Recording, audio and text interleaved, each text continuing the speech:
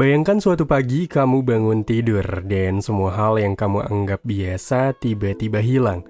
Listrik mati, ponsel tidak bisa menyala, mobil berhenti, bahkan keran air pun tidak lagi mengalir. Bukan hanya di rumahmu, tapi ini terjadi di seluruh dunia. Itulah awal dari film Survival Family, sebuah kisah menegangkan sekaligus mengharukan tentang bagaimana satu keluarga modern harus bertahan hidup di dunia tanpa listrik dan teknologi. Jadi tanpa berlama-lama kembali, mari kita mulai ke ceritanya dan selamat menonton.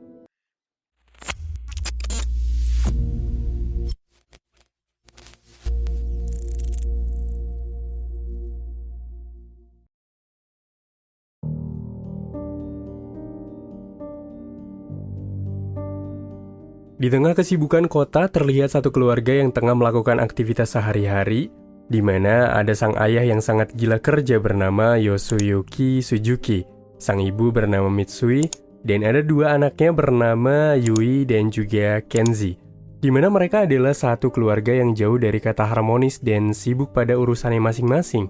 Terlihat dari sang ibu yang tengah menyiapkan makan malam malah mendapatkan balasan tidak menyenangkan karena mereka bertiga tidak mau memakannya. Mereka merasa jijik kepada ikan dan sayuran pemberian dari sang kakek, karena mereka semua terbiasa memakan makanan instan atau junk food.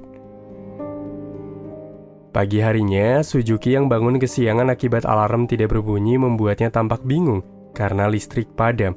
Jelas saja hal itu membuat satu keluarga ini tampak sibuk, tetapi tidak terlalu panik karena pikirnya pemadaman ini tidak akan berlangsung lama. Akibat pemadaman ini, HP mereka mati. Kompor yang digunakan untuk membuat sarapan pun juga ikut mati. Dan yang lebih parahnya, lift di sana tidak menyala, sehingga para penghuni yang ada di apartemen itu dengan terpaksa turun ke bawah melalui tangga.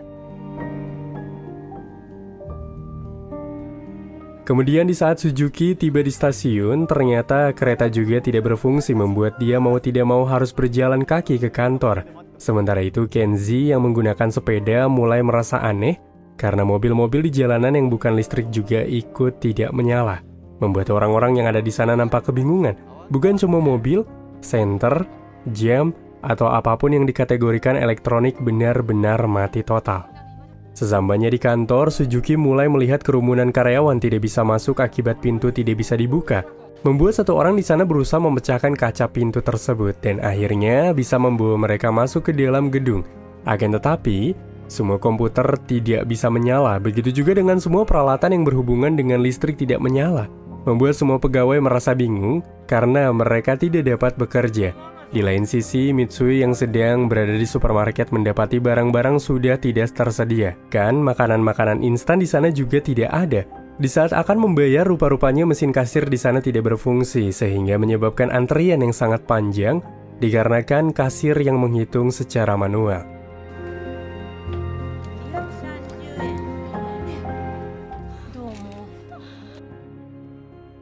Beralih ke kantor Suzuki, di mana semua karyawan akhirnya dipulangkan sebab tidak ada yang bisa dikerjakan.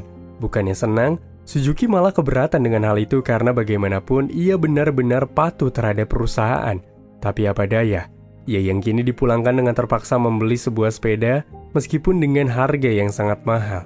Karena mengingat di situasi seperti ini, hanya sepedalah yang mampu menjadi kendaraan satu-satunya untuk bisa bepergian. Di malam harinya, terlihat keluarga Suzuki sedang makan malam bersama untuk pertama kalinya. Tetapi Suzuki yang notabene-nya gila kerja malah membawa pekerjaan itu ke rumah. Sehingga Mitsui sang istri menegur, namun hal itu malah menjadikan pertengkaran, membuat kedua anaknya yang malas mendengar bergegas pergi ke kamarnya masing-masing.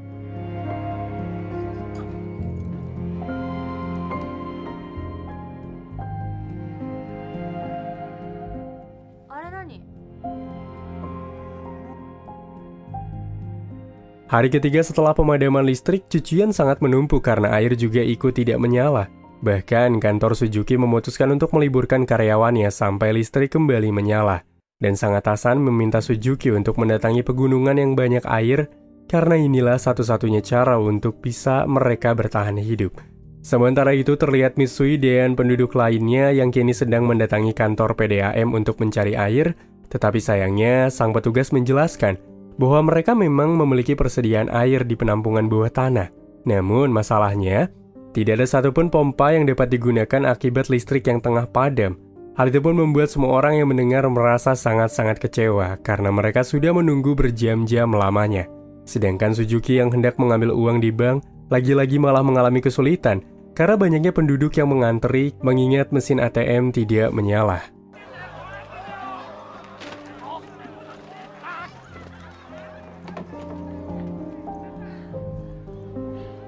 Di hari ke-7 sejak pemadaman listrik, kota Tokyo kini berubah menjadi kota mati akibat pemadaman listrik.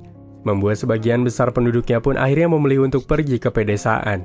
Sama halnya dengan Suzuki yang mengajak keluarganya untuk pergi ke Goshima, tempat kediaman orang tua dari Mitsui.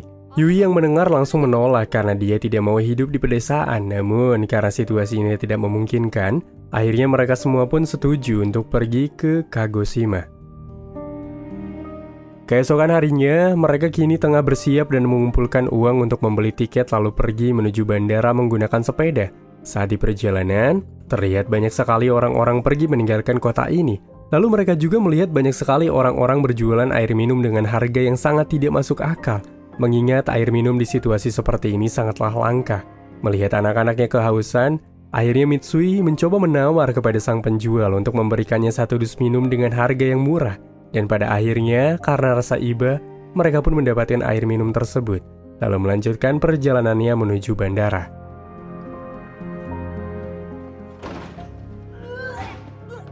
Sesampainya di bandara, sialnya semua penerbangan ditutup karena ternyata pesawat juga tidak dapat dipergunakan, membuat orang-orang yang ada di sana tampak kecewa. Maka dari itu, keluarga Suzuki kini memutuskan untuk menuju sebuah penginapan karena hari sudah mulai gelap. Di sana Suzuki memutuskan untuk mereka tetap melanjutkan pergi menuju Kagoshima menggunakan sepeda, meski butuh waktu 2 bulan untuk bisa sampai ke sana. Yui lagi-lagi sangat manja dan ia menolak.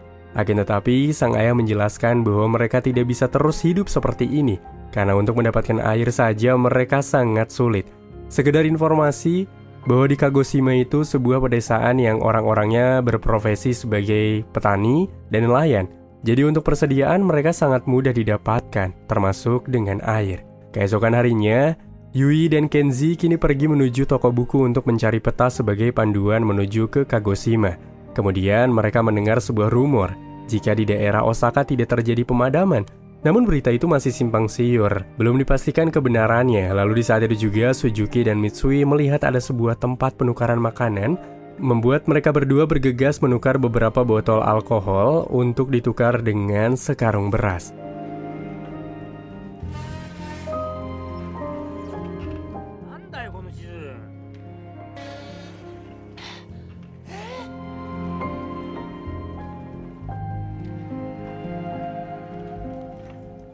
Hingga setelah mengayuh sepeda selama berjam-jam, akhirnya mereka tiba di jalan tol, yang mana ternyata jalan itu sudah dipenuhi oleh orang-orang yang tengah bermigrasi. Memasuki hari ke-16, pemadaman listrik berlangsung. Keluarga Suzuki kini berkemah di tepi sungai. Di sana, korek api yang mereka punya hanya tinggal sedikit, serta persediaan air juga sudah habis. Jadi mau tidak mau mereka harus meminum air sungai. Namun di saat mereka kembali melanjutkan perjalanan, tiba-tiba hujan yang sangat besar menimpa mereka, membuat mereka berhenti dan segera berteduh. Akan tetapi, akibat angin yang kencang, semua barang-barang dan sepeda mereka ikut terseret. Persediaan mereka hancur, bahkan beras yang ditukar oleh mereka pun kini berserakan. Setelah kejadian itu, Kenzi dan Yui kini berusaha mencari persediaan makanan serta kebutuhan yang mereka perlukan ke supermarket terdekat. Namun sialnya, semua yang mereka butuhkan tidak ada. Tetapi mereka menemukan makanan kucing dan juga air aki untuk dijadikan persediaan, di mana mereka pun langsung memberikan kepada sang ayah yang tengah berusaha membuat api. Bahkan mereka juga membawa suar yang ditemukan di supermarket tersebut.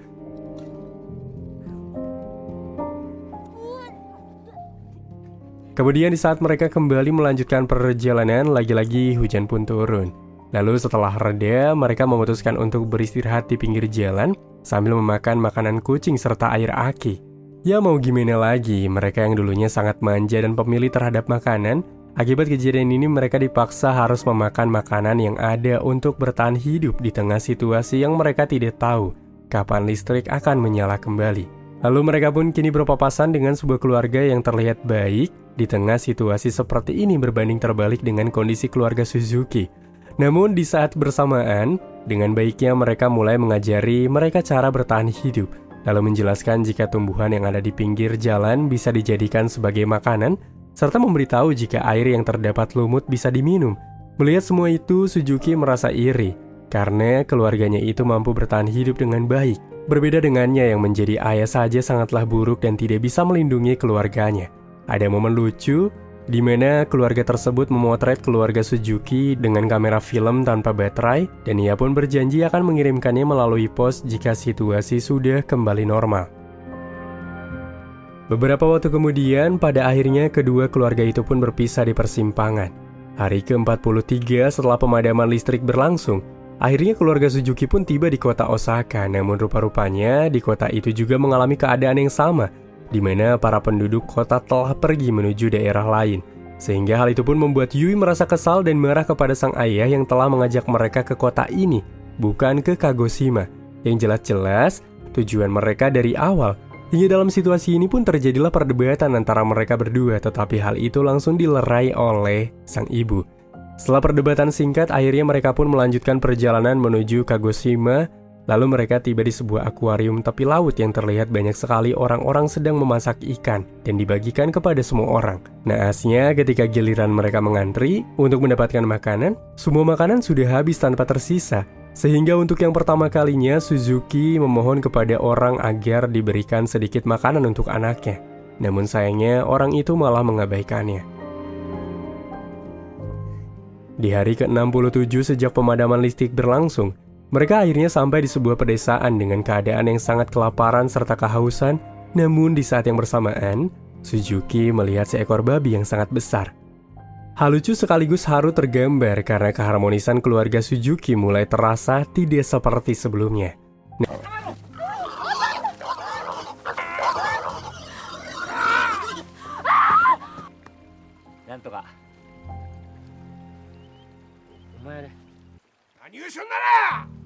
Namun secara tiba-tiba muncullah seorang pria tua bernama Tanaka yang langsung membantu memotong daging babi, yang mana ternyata babi tersebut adalah milik pria itu yang langsung dibawa ke rumahnya.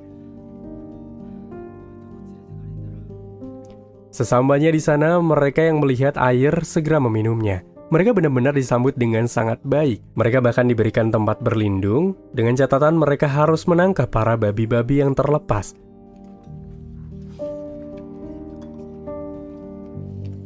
Beberapa hari kini telah berlalu, di mana terlihat keluarga Suzuki kini sedang menangkap para babi serta membantu meringankan pekerjaan Tanaka. Bahkan di sana juga mereka belajar bagaimana cara memotong hewan, menghidupkan api, memotong kayu, menjahit, dan mengasapi daging agar lebih awet. Akan tetapi, di satu hari Tanaka mencoba menawarkan mereka untuk tetap tinggal saja di rumahnya.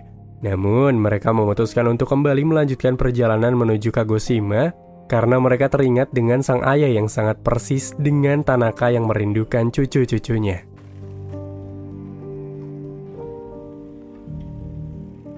Setelah melewati perjalanan yang amat panjang, tibalah mereka di tepian sungai. Namun sayangnya mereka tidak menemukan sebuah jembatan yang terlihat di peta.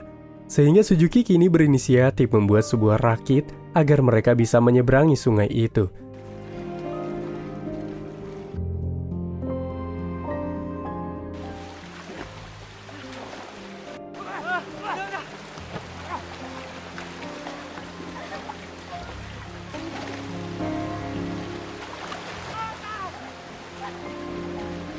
Di keesokan harinya setelah hujan berhenti, Kenji memutuskan untuk mencari sang ayah. Namun sayangnya ia hanya berhasil menemukan rambut palsunya, membuat Mitsui serta Yui yang mengetahuinya pun semakin sedih. Namun mereka yang tidak memiliki waktu banyak, mau tidak mau melanjutkan perjalanan tanpa kehadiran sang ayah lagi. Di hari ke-94, mereka kini berjalan menelusuri rel kereta api di mana Mitsui dan Yui masih sangat terpukul atas apa yang terjadi kepada ayahnya. Namun lagi-lagi, kemalangan mulai menimpa mereka.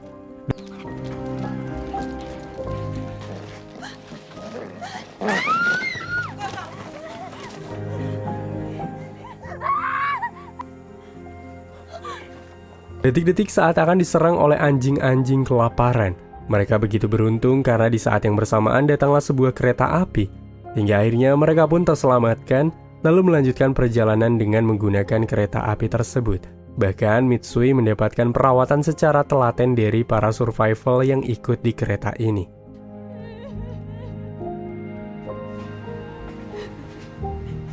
Di sisi lain, rupanya Suzuki kini masih hidup dengan keadaan lemah. Ia berusaha berjalan tidak tentu arah. Ketika ia merasa lemas dengan keadaannya, Suzuki berusaha menghidupkan suar ketika kereta api kini melintas. Sontak di tengah bersedih, Mitsui yang melihatnya pun benar-benar sangat senang.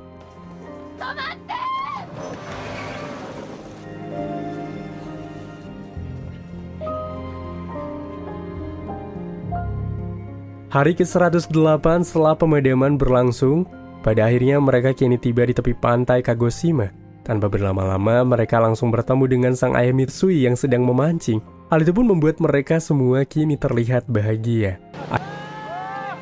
Akhirnya, setelah perjalanan panjang yang penuh penderitaan, keluarga Suzuki sampai di Kagoshima. Kehidupan di sana sangat berbeda dengan Tokyo. Orang-orang di desa masih bisa bertahan hidup dengan bercocok tanam, berbagi hasil panen, dan hidup sederhana tanpa listrik.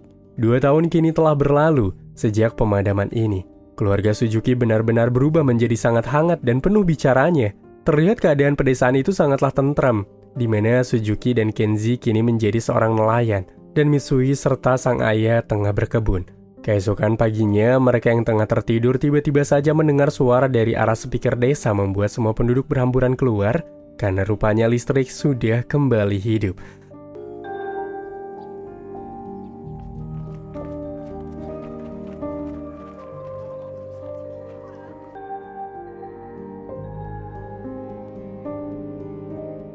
Beberapa waktu kemudian, kota Tokyo mulai kembali hidup. Orang-orang terlihat beraktivitas normal seperti dulu. Sementara itu di kediaman keluarga Suzuki, terlihat Mitsui yang akhirnya mahir memotong ikan, lalu Yui dan Kenji memutuskan untuk membawa bekal ke sekolah, serta Suzuki yang bersepeda ke kantornya. Akibat kejadian itu, keluarga Suzuki yang tadinya tidak harmonis kini seakan-akan mendapatkan pelajaran dari 2 tahun hidup tanpa listrik. Dan di akhir film, sebuah surat kini datang dengan sebuah foto 2 tahun lalu ketika mereka tengah kelaparan. Film berakhir dengan kesadaran bahwa meski dunia modern runtuh, manusia tetap bisa bertahan asalkan tetap bersama. Kesimpulan di film ini yaitu Survival Family bukan hanya kisah survival di dunia tanpa listrik, tetapi juga tentang bagaimana manusia bisa kembali menemukan arti keluarga, kerjasama, dan hidup sederhana. Kehilangan teknologi ternyata membuat mereka sadar bahwa yang paling penting bukanlah kenyamanan modern, melainkan hubungan yang hangat dan saling peduli. Jika kalian suka konten seperti ini, jangan lupa like, komen, dan subscribe. Dan sampai jumpa di konten-konten selanjutnya.